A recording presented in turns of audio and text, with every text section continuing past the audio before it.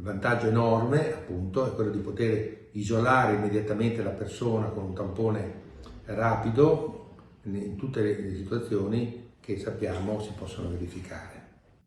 Parla di vantaggio enorme del tampone rapido rispetto al tampone molecolare nel contenimento del contagio del coronavirus, il professor Umberto Tirelli, specialista in oncologia, ematologia e malattie infettive, primario e docente universitario, nonché tra i più importanti scienziati italiani, secondo la rivista scientifica internazionale PLOS Biology. Tirelli basa il suo giudizio su dati oggettivi. I tamponi rapidi o antigenici sono quei tamponi che in pochi minuti danno la possibilità di rilevare la presenza di antigeni o pezzi del virus sul tampone che noi abbiamo fatto a livello nasofaringeo. Invece i tamponi molecolari vanno a ricercare il virus, l'RNA del virus, sempre dal tampone nasofaringeo, richiedono molto più tempo per avere una risposta.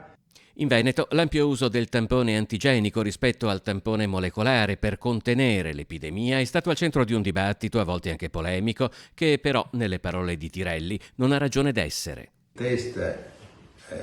rapidi antigenici hanno una loro validità perché in poco tempo, pochissimo tempo, fanno rilevare la presenza dell'infezione o almeno il sospetto di questa, perché poi la conferma deve essere sempre il tampone molecolare, ma in questa maniera studi